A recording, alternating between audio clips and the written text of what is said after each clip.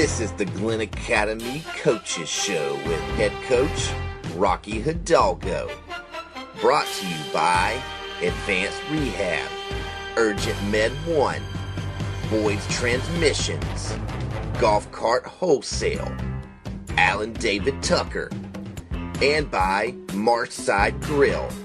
And now here's your host, Glynn Academy Insider, Drayton Hogarth. Welcome to the Glynn Academy Coaches Show with head coach Rocky Hidalgo on the Bishop Media Sports Network. I'm Kevin Price on location at Marshside Grill. We are here each and every week on Sunday night at 6:30 for the entire season. This segment of the Coach Hidalgo Show is sponsored by Marshside Grill, Advanced Rehab, Urgent Med 1, Boyd's Transmission, Golf Cart Wholesale, Alan David Tucker, and also by ASP Pools. And now with us is the head coach of the Glynn Academy Red Terrors, Coach Rocky Hidalgo. Coach, how you doing tonight? I'm good.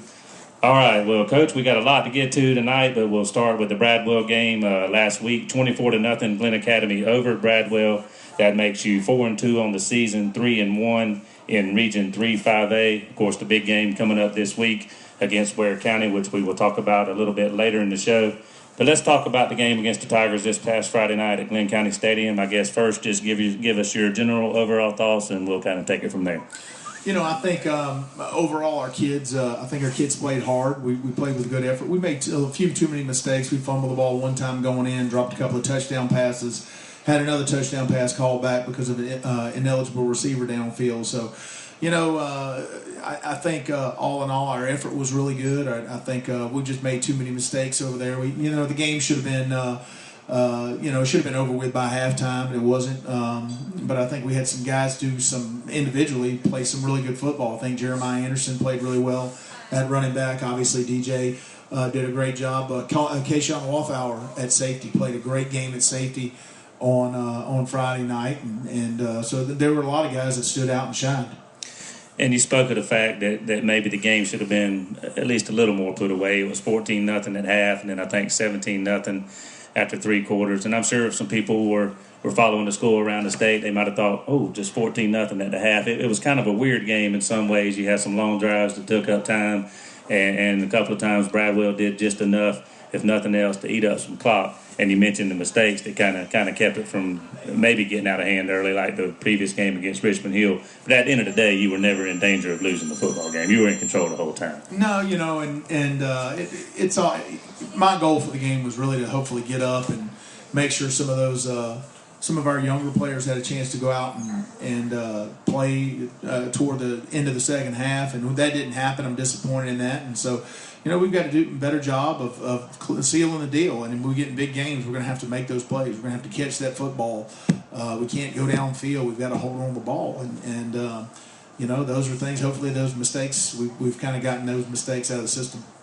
This is the Glynn Academy Coaches Show with head coach Rocky Hidalgo on the Bishop Media Sports Network. And, Coach, you did mention DJ Dallas, and as far as some individual performances, I guess let's start with him.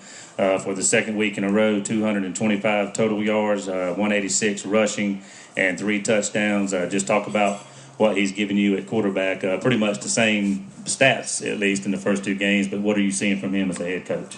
I think he obviously is a great athlete. He's able to kind of stick his foot in the ground and make those plays running the football. I think he's thrown the ball very well. He had 3 big plays in the passing game, either 2 drops and 1 negated with penalty. I've been real impressed with his poise back there. I think obviously a guy who hadn't played a whole lot of quarterback, he's got to play within himself a couple of times. He let the game probably take him away a little bit and took off on his own a few times. But overall, I think considering that he's only been doing this 2 weeks, he's been very good at it. And one thing I've been impressed with, and I guess this doesn't surprise me, and you kind of hinted on it just there, maybe he's getting a little bit ahead of himself, but from watching the game in the press box, you can kind of see that he has a good presence, a good feel for what's happening around him, and his instincts kind of take over. Is that correct? He has he's a very savvy football player. I think that's one of the things that has really impressed me. I've already said his poise is exceptional. Considering everything that's going on and what's happened, I think I've been really impressed with that, and he's shown a lot of maturity doing those things. So I think you just see him, the way he handles himself out there. He does a nice job when he's under center. Now, one thing you did the other night was run some more option plays. I know you did that just a little bit the previous week against Richmond Hill, but really not that much. But definitely more option this past week. Was that possibly to give Ware County even something else to think about more for this game this week? I know you coaches do that sometimes. Just give them a little nugget to make them have to spend some time on it in practice. Well, we'll start incorporating more and more option in what we do. And with DJ back there, that's a useful tool that we can have, and really it can be a weapon down the line. But we feel like that's something that he did, and for the first time really doing it in the game, he executed very well. So it's something we're going to continue to do, and you'll probably see more and more of it as the season goes on. And one other thing I was impressed with, Coach, in the game, and again, correct me if I'm wrong overall, but just on a few certain plays, I noticed how well that a couple of receivers were blocking on the perimeter. Poppy Thomas for one, and then you mentioned Jeremiah Anderson having a big game. There were several times where he led DJ through the hole and kind of made the initial block, and that's where I was kind of talking about with DJ's instinct. Sometimes it seems like he took off before the block really happened, and I don't know if he really needed it or not. But talk about the blocking that you're getting from some of the guys. Well, I think obviously you mentioned Poppy. Morris Demery did a nice job blocking on the perimeter. Ryan Johnston, who was playing quarterback for us 2 weeks ago, has come around and done really well at receiver, and we're really excited about where he's going as a receiver. Jace Wilder's another kid who's done a nice job out on the perimeter. And those guys are all long guys, and they give people problems out there because they put a lot of effort in their blocking. They've got a lot of length. I think Jeremiah did a nice job blocking this week. It's something we've really focused on with him. As most people would probably imagine, now that Garrison is out, his role in the offense, he's kind of moved up the ladder a little bit. But he's still going to have to put a hat on somebody and block for Morris and Garrison. And Coach, talk about Garrison. Obviously, he didn't play this past week against Bradwell. The initial diagnosis was, of course, that he had a fractured knuckle on his pinky on his left hand. Thought initially he was going to need surgery, and they ended up just casting it. And it sounds like the long-term prognosis is at least a little bit better in terms of him getting back on the field. They're saying 3 to 4 weeks. That's about where they were prior. With the surgery, I think they were going to put a pin in it and be about 4 weeks, 4 to 6 weeks. So we're kind of in the same ballpark with both of them. I kind of stay out of the whole medical side of it. I just let the doctors and the trainers handle that stuff. I'm really not certified and all that, even though I played one on TV and stayed in the Holiday Inn last night. Hopefully he's back out there with us in 3 weeks after the dead week or the bye week, and we get him out there, even if it's on a defense. Garrison played great defense for us last year at middle linebacker, and we'd love to have him on defense and as an H-back, putting a hat on somebody blocking. He's a great kid, a good athlete, and a real good team player. So if we get him back, sooner we get him back, the better we're going to be. All right, well, there's more to come on the Coach Rocky Hidalgo Show on the Bishop Media Sports Network. Right now, these words from our sponsors. Marshside Grill is your home for the best burgers, spuds, and seafood around. Come enjoy the view out by the water while taking in an ice-cold beverage. Marshside Grill is your home for the Glynn Academy Red Terror Coaches Show with head coach Rocky Hidalgo and a proud sponsor of Glynn Academy and local high school athletics. So stop in any day or night of the week for the best view and atmosphere here in the Golden Isles. And also, check us out on Facebook. Go Terrors! That back won't stop aching or that knee won't stop throbbing?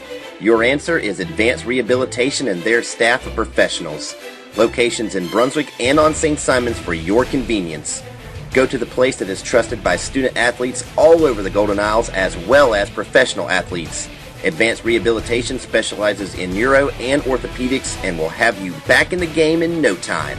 Find a clinic near you, physicaltherapygeorgia.com. Tired of waiting hours to get in and out of the ER or can't get in to see your doctor? The wait is over. Urgent Med 1 is a fully functioning urgent care clinic with highly trained professionals, on-site x-ray and labs that will get you in, out, and on with life. Open weekdays 9 a.m. to 9 p.m. and weekends 10 a.m. to 6 p.m. or sign in online with ZipPass Located off exit 36B on Highway 341, look for that MASH Jeep with the big red cross out front, ERGENT Med 1. Drive a few minutes and save a few hours. Welcome back to the Glynn Academy Coaches Show with head coach Rocky Hidalgo on the Bishop Media Sports Network. I'm Kevin Price. We're on location from Marshside Grill. This segment brought to you by Marshside Grill, Urgent Med 1, Advanced Rehab, and Golf Cart Wholesale.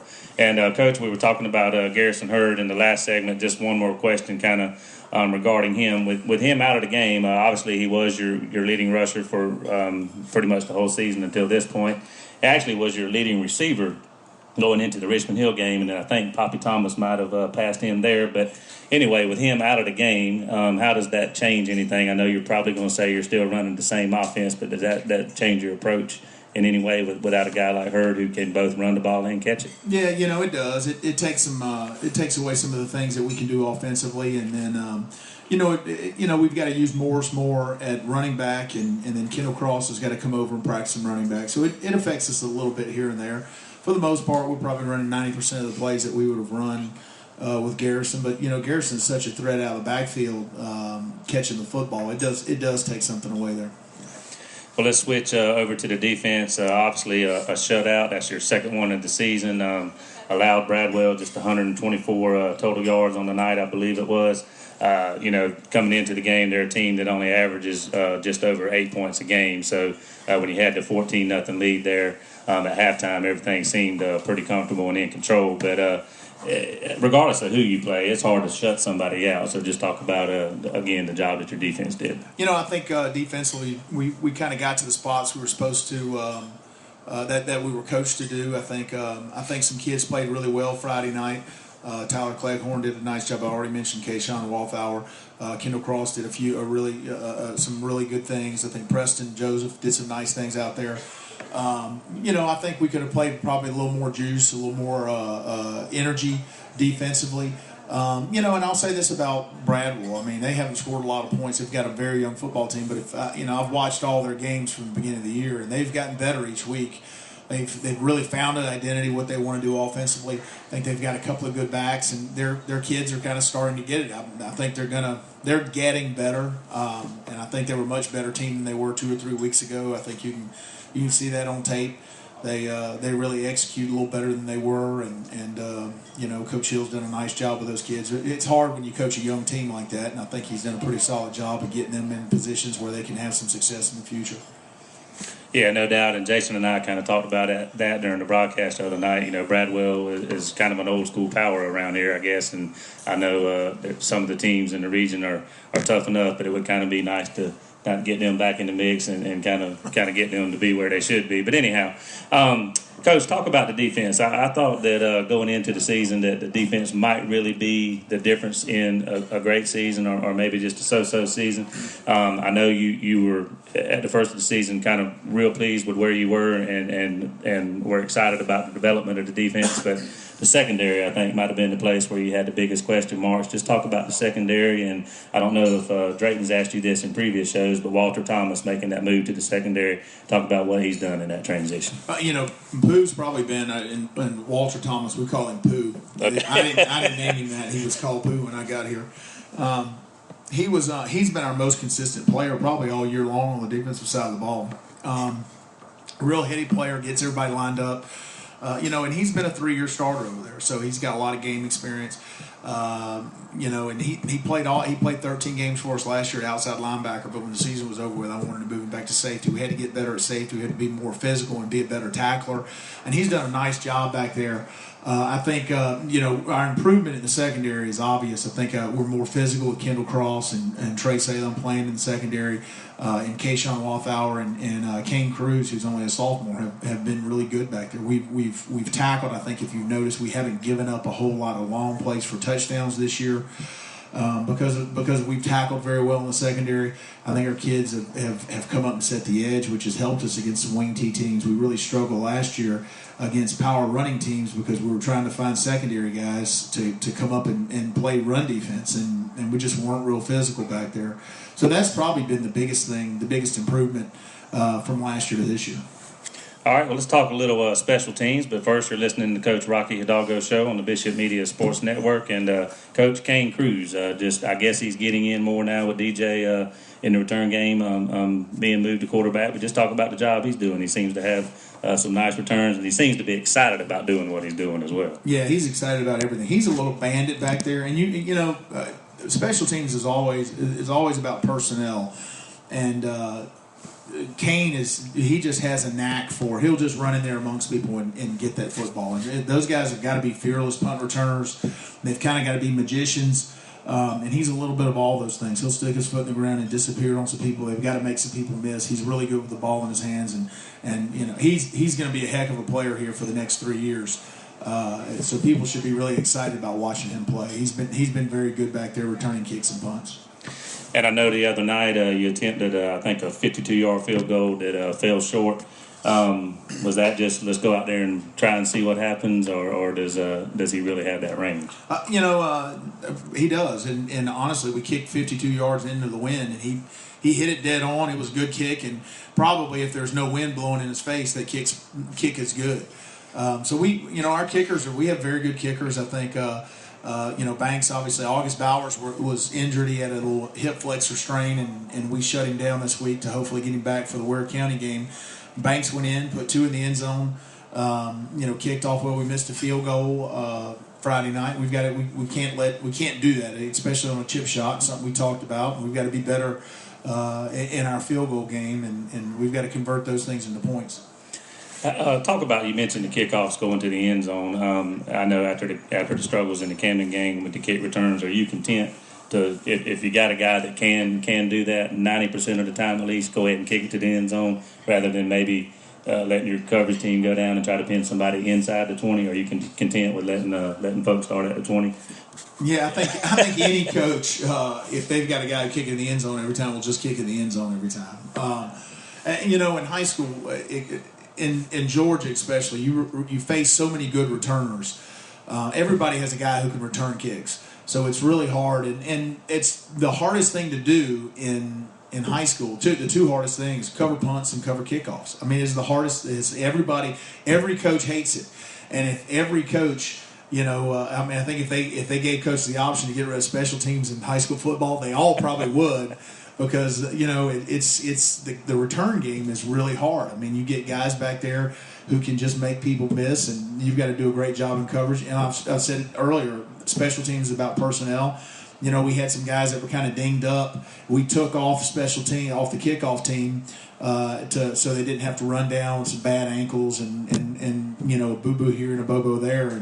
And that cost us, and that was my fault. I mean, I'll be the first one to stand up and tell you, August was kicking the ball really well, kicking in the end zone every time, and we just kind of looked around and said, let's move these guys off. Now I'll just look at them and just tell them, hey, you're not hurt, just go run down and cover the kick, because you've got to do it, and you don't know when they're not going to kick one in the end zone. I think part of that was our kids had gotten used to we were kicking in the end zone every time, and if you miss hitting one, then they've got an opportunity for a big return. All right, well, Coach, we're going to talk about the Ware County Gators, the game coming up next, this coming Friday night in our next segment. So stay with us. This is the Glynn Academy Coaches Show with head coach Rocky Hidalgo on the Bishop Media Sports Network. Need an attorney who specializes in personal injury and criminal law? Alan David Tucker. He fights for the rights of the injured and accused. Located next to the waterfront at 9 St. Andrews Court, since 1982, Alan David Tucker has been practicing law in the Golden Isles and helped thousands of people just like you solve their legal problems. Give Alan David Tucker a call. Proud supporter of Glynn Academy Athletics, 912-267-7123, and let's go Terrors. Looking to make your life more fun? Then check out GCW Karts. With top-of-the-line karts like Easy Go, Bad Boy, and Cushman, you can cruise the island or just around the neighborhood in style. Need to rent a cart? GCW Rental rents carts for long or short-term use, and they make it easy by delivering your cart to you and picking it up when you're finished. So remember, for brands like Easy Go, Bad Boy, and Cushman, visit GCW Karts in Brunswick at the corner of Cypress Mill Road and the Spur, or call 912-434-4601. You've walked your last mile. Boyd's Transmissions will get you riding with a smile. Boyd's Transmissions is your hometown stop for any and all transmission work and much more. Boyd's Transmission has been locally owned and operated for over 30 years right here in Glynn County. Come check us out at 3123 Norwich, right across from the National Guard Armory, 912-264-6768, or find us on Facebook and go Terrors. It's hot and keeping your pool running is essential right now. ASP is your hometown pool care and maintenance neighbors. Marcus and the professionals at ASP will have your pool looking and running like a dream to help you beat the heat. 912-230-5777 or online at www.stsimonsgapoolservice.com or find ASP on Facebook. ASP is a proud supporter of Glynn Academy Athletics. Let's go Terrors! Welcome back to the Glynn Academy Red Terrors Coaches Show with head coach Rocky Hidalgo on the Bishop Media Sports Network. I'm Kevin Price. We're on location at Marside Grill. This segment brought to you by 360 Technologies, Boyd's Transmission, ASP Pools, and Alan David Tucker. And, Coach, the big one, Friday night, Ware County, over in Waycross, 7:30 p.m. kickoff, even though I've seen 6 o'clock, or which one is it? Do you know? It's 7:30. I don't know where these 6 o'clock times have come. That's the second one that popped up, 6 o'clock. Those didn't come from me. I don't know. It's counter espionage. Somebody's doing that, trying to get us there early.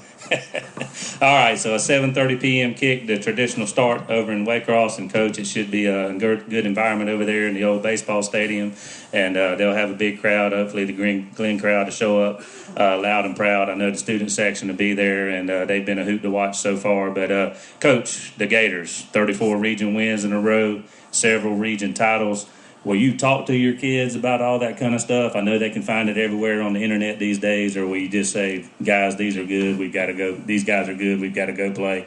How much do you play up all that kind of stuff? I don't, and the reason I don't think any of that stuff matters. I don't think, they don't get to bring their last four region championship teams in there. And it's great to have history and a program, and that's what it speaks, is that it is. Football is very, very important to the community. They have their school system community has made a tremendous commitment to have a great football program. They're very well coached. It's important to their kids. You can tell by the way they play. They play really hard, and they've got a great football program. There's no doubt about that.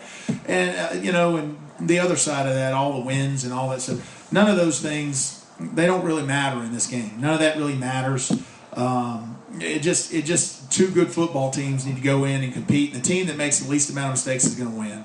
And you can build up all those things, and at the end of the day, the better team is going to win the game. The most disciplined team, the team that plays the hardest, the one that's focused the best, that team's going to go win the game, and it's not going to have anything to do with how many region games that they've won or how many region championships or how many times they beat somebody.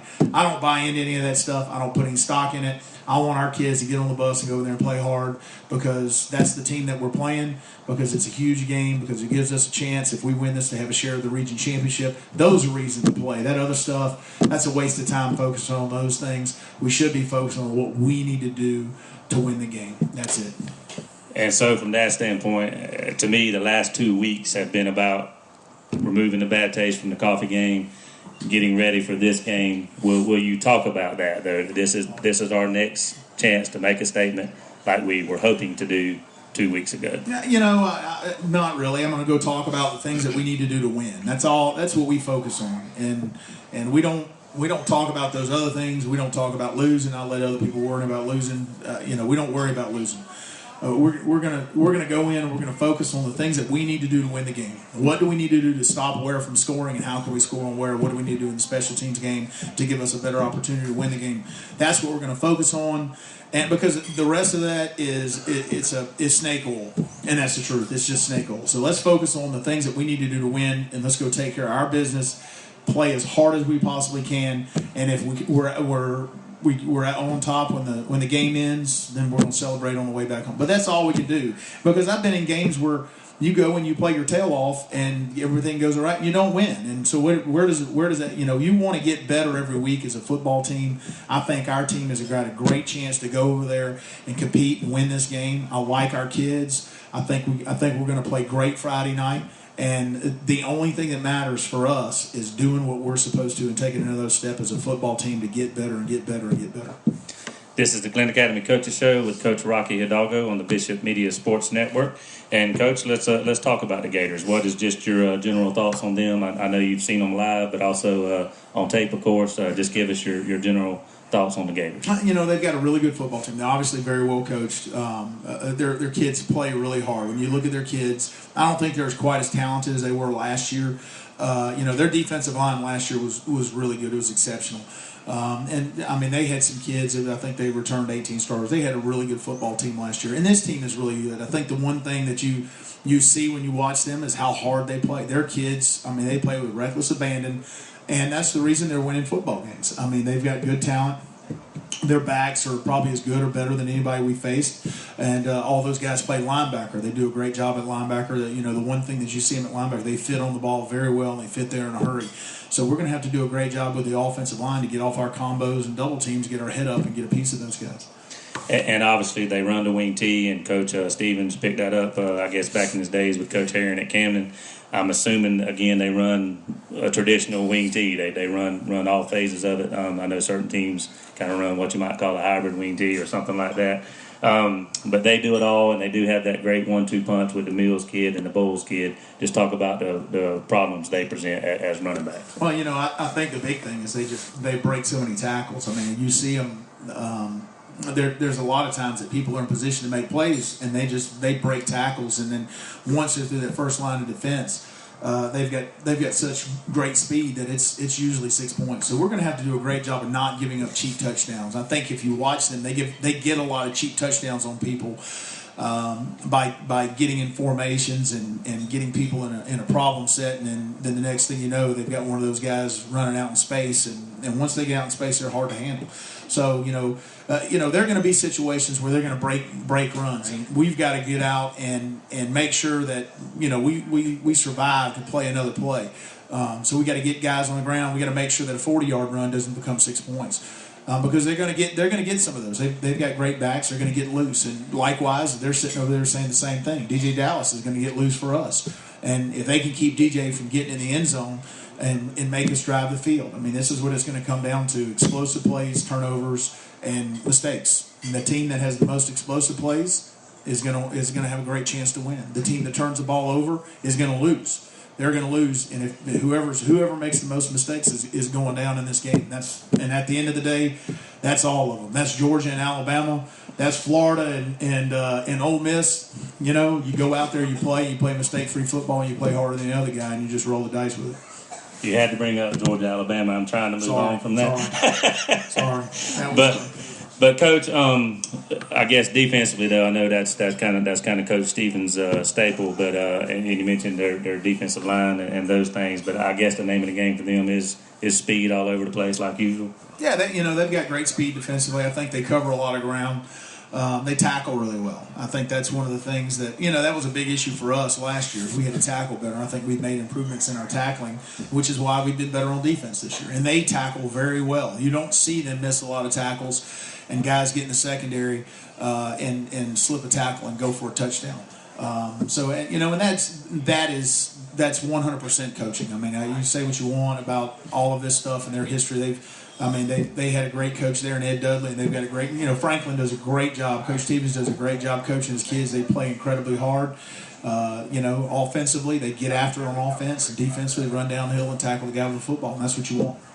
And special teams, obviously we talked about that, and you usually have an advantage there. How are they on special teams? They're very solid. They really are. They do a good job, and they like to, on their extra point field goal team, they like to run a lot of 2-point plays, so they'll get in a bunch of funky formations over there and try to pick up an extra point here or there. I think they've run about 4 or 5 of those this season, and I think for the most part that's to really try to get us to work on it, the next team to work on those things. So we've got to be smart.